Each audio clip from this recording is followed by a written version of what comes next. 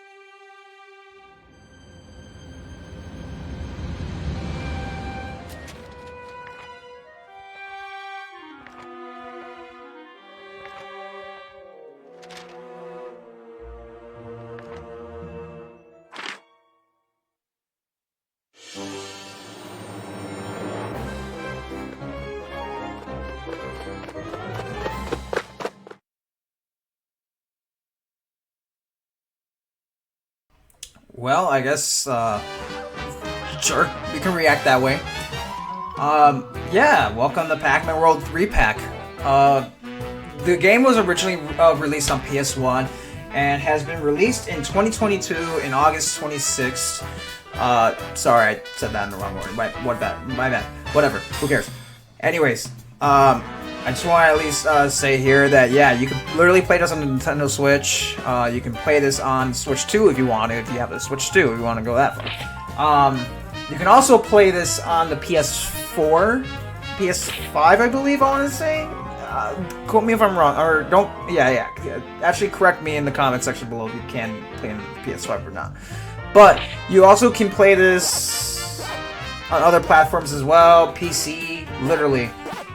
I'm pretty sure you can play this like on other consoles. Like honestly, it's to everyone. And I'm apparently agreeing to some terms and use of this game, which I don't see a problem to it. So Namco, like I hope you can see this as a video that I'm promoting your game and not just like saying that I made it or anything. Because I definitely did not make these games. Like you're the ones who made the game. But yeah, so I guess right now I'm just changing the options. It seems like I'm also changing the controllers. which I'm pretty sure like it's. I think that's a great start.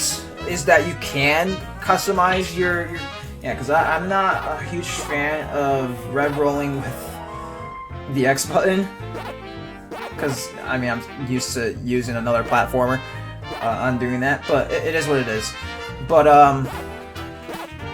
hanging in mid-air, I don't see myself doing that often, so I should have just honestly left it on the R button, because I actually kind of used it a couple other times. I won't lie. I think I used it during this gameplay through to just demonstrate it at least.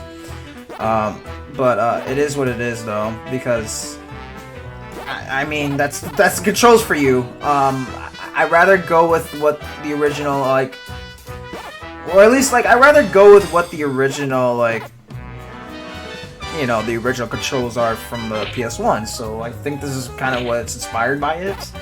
I don't see a problem here, right? No one else sees a problem here? Alright, well, I guess we can get going on this new game and see what's in store.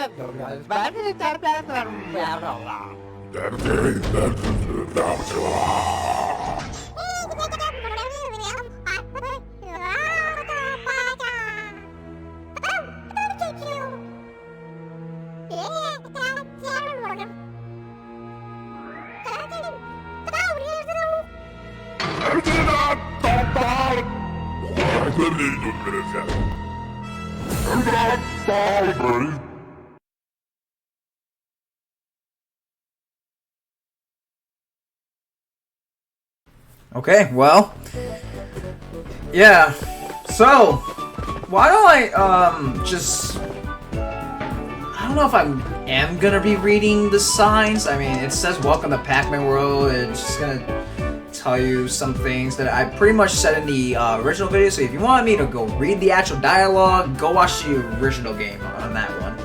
I'm actually just gonna be here to commentate on some of these signs here. So it says, over there in Ghost area, watch out for the ghosts and eat all the Pac dots. And obviously, the big dots are power pellets. Eat them to power up Pac-Man. Don't get careless. Power pellets effect wear off after a while. So yeah, there's Clyde and Pinky right there. And yeah, there we go and eat them. So anyways. Yeah, there's your little surprise there. The Re-PAC version of Pac-Man. Basically, it just turns into a big yellow Pac-Manian. Hey, Pac-Manian power up, I guess. It looks like the design from Pac-Mania. If you guys ever heard of that game, it's a pretty good game.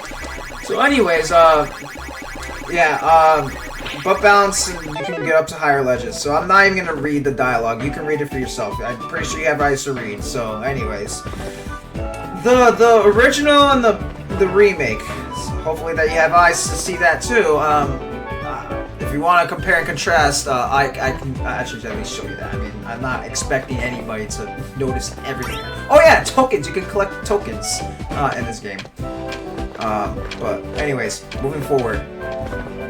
So as you can see, that the whole entire Pac family has been kidnapped. So you have the Pukas, the Puka that actually like is one of them that actually became friends with Pac-Man, I guess. So you have Pac Dog, Pac Baby, Professor Pac, Pac Jr., and well, Pac Mom. We'll get onto that in the next episode if I want to talk about it a little bit more.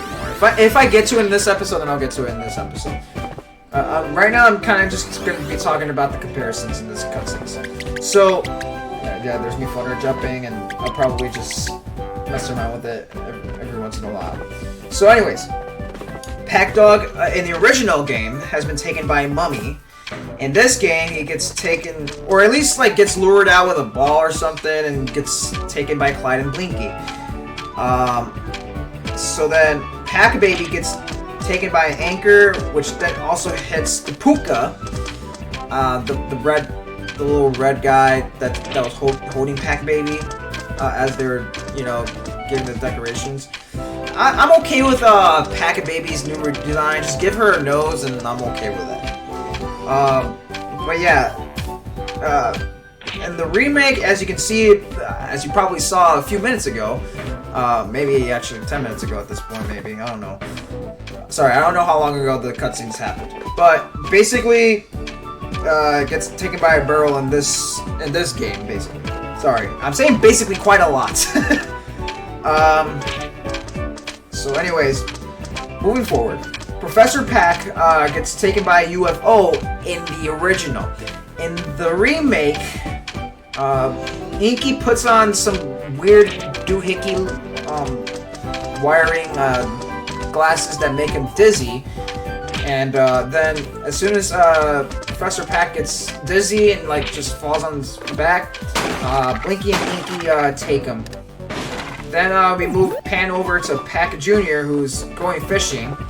And Clyde takes advantage by going into the water and just pulls Pac Jr. right into the water to capture him, basically. I think Pac Jr. did get a redesign, which I'm absolutely okay with. It doesn't stand out to the original too much, with legal reasons and stuff, I guess. And then how many of you guys?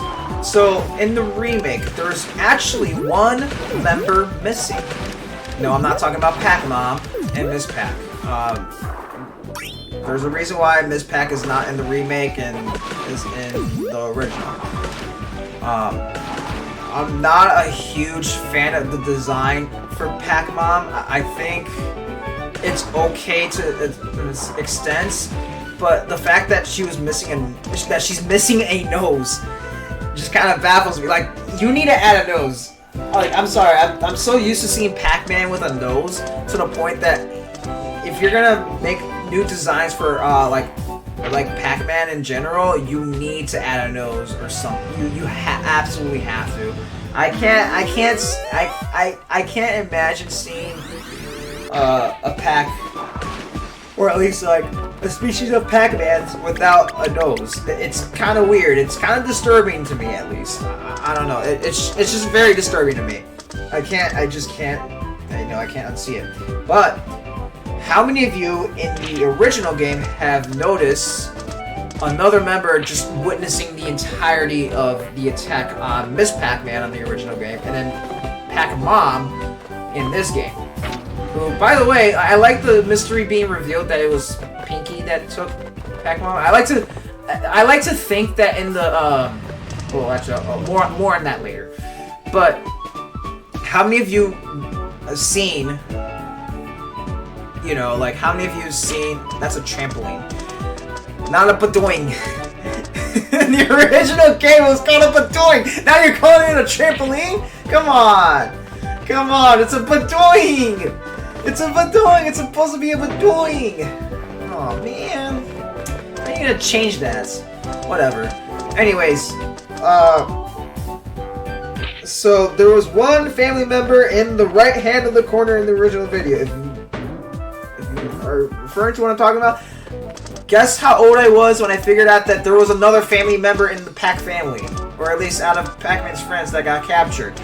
I was yesterday years old when I figured that out. When I was studying the pretty much the cutscenes a little bit.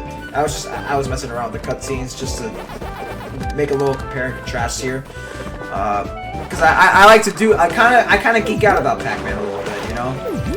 He was like literally the first mascot I got interested in before I got into other IPs, such as a certain one that so a Metal Dot. So in the original game, they call it the Chrome power-up. Same big difference. I mean, I don't have a problem with the naming. I mean, I'm pretty sure there might be people that have a problem with the naming, but I personally don't have too much of a problem with it. As long as it's like, you know what it is. It is what it is. Like, it has the same effect. You go underwater. It's kind of like metallic. It's kind of like Metal Mario in a way, but only. It's not trying to inspire for. Actually, don't go. Nintendo, please do not go after Bandai Namco for that one. It's literally just it's a Chrome. It's a Chrome. All right, it's kind of the same thing. It wears off differently. It doesn't. There's no metal here. Whatever. I'm not implying anything. All right. Anyways, with this being said, I want to at least get back to comparing, comparing the original game and this game. So, I think I mentioned that there was a family member in the original game that has been left out in this game. There was a cat called Sourpuss, and yeah, in the original game, the cat just did nothing, the cat Sourpuss just was like, oh. You're getting captured? Okay, cool. I'm gonna just sit right here. Like, yeah, I was yesterday years old when I figured that out. So, like, when I was messing around with the cutscenes and whatnot, like, yeah, I was, yeah. So, there you go. But, moving forward, to the cutscene at least. Oh, they showed Pac-Man scene, like, the invitation to Ghost Island before the game opens up. There, now I'm done comparing I'm not done comparing, but now moving on to like the Pac-Man scene. So in the original game, there was actually a green ghost keeping a lookout for anything suspicious out in the open seas or anything like that. His name was Funky. Funky was a ghost, I think originally from Pac-Mania, a green ghost that is very shy and whatnot, kind of like Clyde, kind of clueless in a way too, but it's also not as clueless, I would like to say. And yeah, he spotted Pac-Man coming to the island, and he's like, straight up just said like, "Yo, boss, Pac-Man," in the original game. This time, in the remake. Sorry for stuttering a lot. Like, sorry, folks. That's all. I'm sorry. Anyways, Inky basically was yelling out to Pac-Man, and he was like, "Yo, boss, Pac-Man's coming here. I mean, the hopeless, the hopeless fake. He's just a joke, whatever." So it is what it is. Now, moving forward, basically when he spotted it, here's some differences. Pac-Man calls the ghosts idiots in the original game. Don't know why that's taken away from in this game. I really do not know why. Because he just calls everyone imbeciles or something, or you fools. Yeah, fools or imbeciles or something like that. So everything's the same. Like, he wants gold streamers, red balloons. He thinks DJ stinks, or really thinks DJ is awful with the music, and then the decor is crooked and awful in this game. Major difference that I'm like, how did you mess? I don't know if they mess this up on purpose or really just mess this up, or even notice that they messed this dialect up. But basically, in the original game, like, I guess the cake wasn't the right flavor.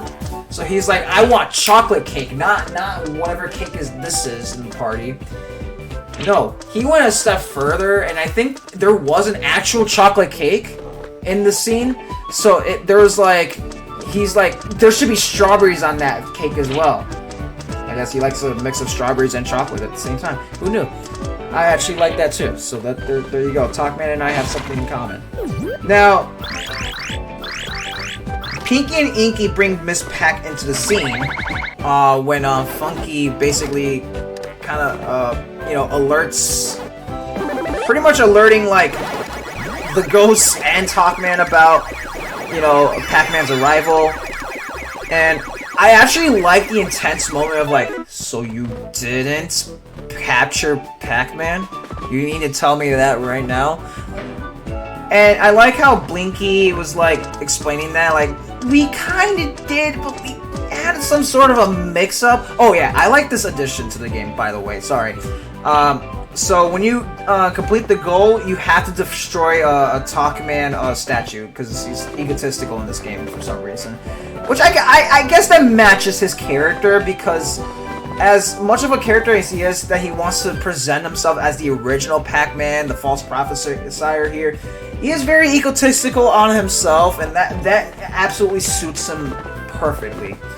So, anyways, moving forward now, when Blinky explains that, like, hey, this won't happen again, yada yada yada, he calls them in the original game, he's like, you idiots, you're gonna foil my plans here, like, it's already in motion. And he straight up just says, like, destroy Pac-Man when he gets on the island. Like, find him and destroy him. No, in this game, he's just like, find him and take him down. Which, I wish he'd just stick with the destroy him, because that would probably match it up pretty well with his character. Which, hint hint, wink wink, we know who the actual villain is inside of Pac-Man, but I won't go too much further in it. We all know who it is, but I don't want to spoil it for anybody who's at first seeing this game. So, now back into the original cutscene in the original game with Miss Pac and Pac-Mom. Now, here's some lore, basically. AtGames owns the rights to Miss Pac-Man digitally to make any digital games involving Miss Pac-Man. As far as I know about Professor Pac, Pac Jr., and Pac Baby, or Pac Sis, whatever the baby's name is called, Namco owns the rights, it seems like, or at least has permission to just at least have the rights, use them in the digital games, or digitally, basically, in Pac-Man World, Pac-Man World 2, and so on and so forth. Now, here's the lore that I would like to. Here's the lore that I kind of made a game theory of, kind of. This is the game theory I thought of. Recently, like when AtGames was sold the rights to Miss Pac-Man. I think that's the current company that owns the rights to Miss Pac-Man. Essentially, what happened here is that Miss Pac-Man and Pac-Man have a divorce. Pac-Man finds Pac-Mom and then marries Pac-Mom because who else am I gonna settle? Who else is he gonna settle for? Sorry, that was kind of mean. But my thought here exactly is just like, what? Why is the design for Pac-Mom so? I'm sorry. I don't wanna keep crapping on Pac-Mom's design. I think it just needs to be tweaked up a little bit, and I think it'll be fine. I think you just need to add a nose, and I would be fine with the change. I don't like the fact that she doesn't have a nose. That's honestly the one change I don't like. So here's the lore on the mystery between, the mystery of Miss Pac being captured and Pac-Mom being captured in the original cutscenes here. So, as you can see, as Miss Pac is being captured, you can see a ghost-like figure. I want to confirm that this is a ghost-like figure that you're seeing here. I'm pretty sure there's no other silhouette that has that silhouette other than a ghost from Pac-Man. So, my theory is that, well, with Pac-Man World 2 being out and everything, and I don't want to spoil too much, but there were some rumors shared that Pinky does have a crush on Pac-Man herself, and, well, it doesn't surprise me that, like, Pinky knowing that this is Ms. Pac-Man in the original game, and Pac-Mom in the remake, there's no denying that it could be, in fact, that Pinky is really trying hard to get Pac-Man to herself, I guess, if that makes any sense. I don't know how that would make sense too much, but the thing is that the thing that doesn't make too much sense to me is that Pinky, like, why? Like, you clearly see that Pac-Man has a wife or a girlfriend. It may look like it seems like you know, from outwards perspective, like, oh, like maybe he just got together with her. Well, clearly, if you see the two kids, then you can see that he's well, in fact, married and pretty much hitched already with Pac-Man. So here's my question here. Why are you trying to insert yourself into the relationship? And why not just make amends with the two of them if you really want them to be part of your life? Actually, better question. Better question. Why don't we just move on? Like, have some self-respect for yourself. I think if you're someone who's actively home-wrecking a relationship, and I mean this in real life, guys. This is I think it's like top 10 worst kind of people I loathe in a way is homewreckers. Because if you're constantly, like, if you're out to get, you know, your buddy, or like literally your buddy, or if you're out to get with someone else just to get to somebody that, oh, you just simply had a crush on, but then find out, like, actually, you know what, let me get down to the basics here. Let me get down to the basics, and I might get down to the basics again on this conversation later on in another LP. But let's say person A, person B, and person C. Okay. Now, person A is, you know, like, just right there, just chilling. Person B is like, you know, like, okay, like, dating person A. Person B is dating person A. Person C comes along, and she also has a crush on person A. Let's just for the count of the factor, person B and C are females, and person A is male. Let's just call it wraps on that one. Sorry. So person C also has a crush on person A. So my question on this one is, and this is like the most, like, why do you have to insist on, like, okay, you have a crush on person A, you find out that person A is taken. Okay. I think the question you really need to ask yourself is, and I'll expand on this in another little playthrough if you really want me to, but I think this is where my stance is on it. If you are okay with that person being with someone else, and you're okay with just being friends with them after realizing, like, oh shoot, yeah, okay, they're together with that other person. If you are okay with that, then go, by all means, like, okay, try to get yourself involved in the friendship. If you truly are there to be friends, just straight up just friends with them, platonic friends, no intentionalities. Even if even if person B dies, you're not trying to swoop in as person like, oh yeah, like we can be AC. Like, no.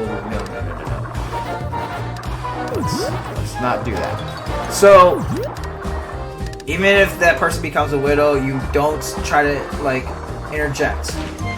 Not at all whatsoever, because you've already pretty much stated your case on like, alright, I'm just gonna be friends with the person, and probably just comfort this person if person B dies, which pretty much would suck, or something devastating happens, basically. Help person B out, alright? Help person B. Help both sides. If you really are there, just be friends with them. If you're not okay with just being friends with them, actively remove yourself from their life. You are not okay mentally in the head to be there for them or whatsoever, to just, you know, observe them from a, like, literally, no, not even be in the same room with them. You are absolutely, it's out of the question that you can even like remotely see them in person or anything like that. Remove yourself from them, because I would want these people far away from each other. Like if I married someone and I found out someone had a crush on said spouse, now okay, I wouldn't get too angry. Like, okay, whatever. Like something about my spouse probably perceived you. Now, are you okay with just being friends, and then we can all three of us hang out or whatever? And that awkwardness just is already in the question already. Like that's already awkward. But maybe we could just resolve in just being friends. That's the resolution here. And if you're okay with just being friends, then yeah, okay. Then, you know, not much more to talk about there. But if you're here to like constantly like get at it out for us or anything like that, like out for the spouse, yeah, get out of here. Get out, because you're clearly psychologically crazy and stuff like that. Like you need to move away, basically. You remove yourself from our lives. You do not need to be part of our life. It's just out of the question. So, moving forward from this conversation, I think I mean, honestly, that's just my theory on Pinky here. Like, she secretly knows that this is not Pac-Man, but she wants to make an excuse to capture Miss Pac-Man anyway. So this is the only way she can do that and have that opportunity, which will make sense. So I can see that happening. Now, why am I bringing this love triangle up in the first place? Well, I guess you'll see it in another playthrough. When it comes back up in another playthrough, I'll expand on this topic as awkwardly as not as awkwardly as I could, but you know, as awkwardly as it gets, because the conversation itself is already awkward. Like, it's, you know, I don't really care if it's that awkward. It's just, you know, things are gonna be awkward and things are not gonna be awkward. That's just how things slide. You know, I think sometimes conversations need to get awkward in order to like get yourself out of your comfort zone, in order to like be comfortable in talking about other things, or just pretty much stating what's true and what's not true. That's also the part of authenticity that's just dying out. It's just like people are actively acting fake nowadays because they need to be perceived a certain way, or like, oh, I can't present myself that way because then people are gonna think I'm this kind of, like, just show your real self and that's it. Like, if you're a kind person, you're a kind person. If you're a jerk, then go by all means. Like, I mean, I would say, like, try to, like, with caution, like, you know, with caution, you can still be a jerk, but just be careful who you're being a jerk around, because they can take things too personally. Now, anyways, Pac-Man, P.A.C.A. It says P.A.C.A. If you take away the M, it says P.A.C.A. Sorry. No more jokes. But the changes in this level, I think, is pretty cool. When you look at it here, I think they're cool. The swimming is a little weird in this game. I'm kind of a fan of it in this game. I'm actually more of a fan of it in this game than I am with the other game. Also, another complaint I would have, but I also understand why this is a thing in this game than in the other game, because of budgeting. I think, I mean, for this game to just come back out of nowhere in 2022, I think it makes sense for why, I mean, it makes sense why, like, you know, why the 4 original Ghosts don't have a costume currently right now. But at the same time, I feel like it would have been cool if these guys had a costume for the Pirate Cove. And I think the Ghosts do have, like, unique costumes in the maze, in the, what you would call it, I think they do have the, yeah, they do have the costume in the original game, like the pirate costume in this game. And I'm pretty sure that there's other costumes, like depending on what area you're at. The opening cutscene pretty much, you know, spoils a little bit of what's to expect ahead with certain areas, and I honestly can't wait to see what will be in store for, like, costume-wise. But, more on that later in another video.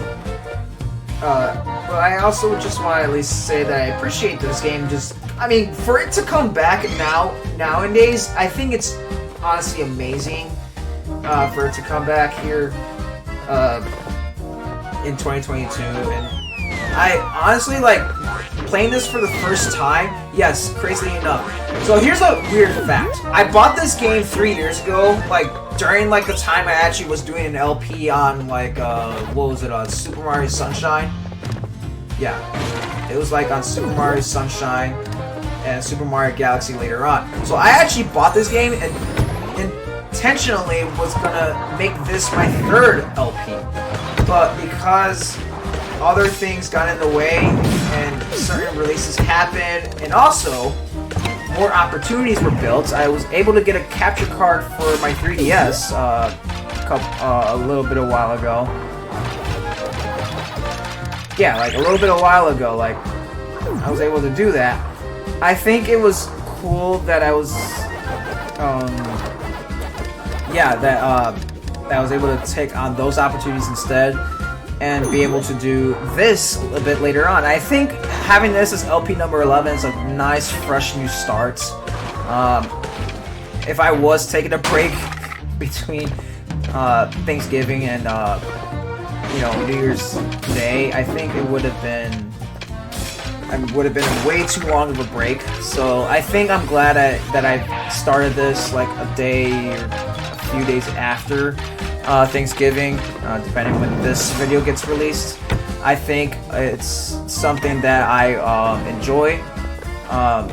The last 10 LPs was how much fun I had, like, just doing these LPs organically, and as awkward as I can get sometimes, I get the dead silences and everything. I think I'm starting to get a little bit better with commentating, so I might cringe a little bit with certain things here and there. But yeah, also, shoot, I completely missed to see this change, or at least, point out the change. Now, originally there was a key in the, one of the boxes underneath that, shipwreck, but in order to get to that door over there, to, then get to, whatchamacallit, like, to get the key in that gate underneath the goal. So there was originally no gates under there, and oh yeah, here we are in the bonus stage. I don't think I get everything in this stage, but I'm going to do this off screen. I think I announced this in the other video, but I think there is a way to 100% this course, and yeah, I think it's a nice addition to the original and this game. Obviously, I think it's cool that you get to have more chances and opportunity. I don't see too much of a benefit in this game, since I think. Oh wait, actually no, you do get tokens in this level. So in this game, compared to the other game, tokens unlock chances to do slot machines to gain a chance to get other lives. And I think it's a nice opportunity. And yeah, I really do like how it's played out, and I don't know. I'm just kind of rambling on at this point because I don't know how much to ramble on about. But maybe I can ask you guys a question. What was your favorite LP in the last 10 LPs that I've done? And what is something that you want to see? Actually, you know what? I don't want to ask that question yet because I already have a bunch of ideas and projects in store for an idea of what next LPs I want to do. But if you guys are interested, if I were able to stream, what days would you guys be available? I don't know. Actually, I don't even know if I should ask that either. I'm sorry. I'm asking questions. Yeah, I know. Wrong answer. I'm not available that day. Sorry. But no, actually, genuine question though. Like, what is your favorite LP in the last 10 LPs that I did? Is it Mario 64? Was it another Super Mario 3D, or was it Super Mario Wonder? Was it Mario Galaxy? Actually, I don't know if a lot of people liked Mario Galaxy because I did both. I pretty much 200%ed the game. 202% the game, if really are adding these 2 stars as like just an extra credit. But like, yeah, I mean, because there's both sides to a story. There's a Mario and a Luigi side, and the alternations of the universes here. And yeah, I don't know. But I don't know. I'm running out of things to say, so I think we should just end it here. And yeah, I hope you guys did enjoy this video, and I hope to see you guys next time in the next level. So with that being said, peace out.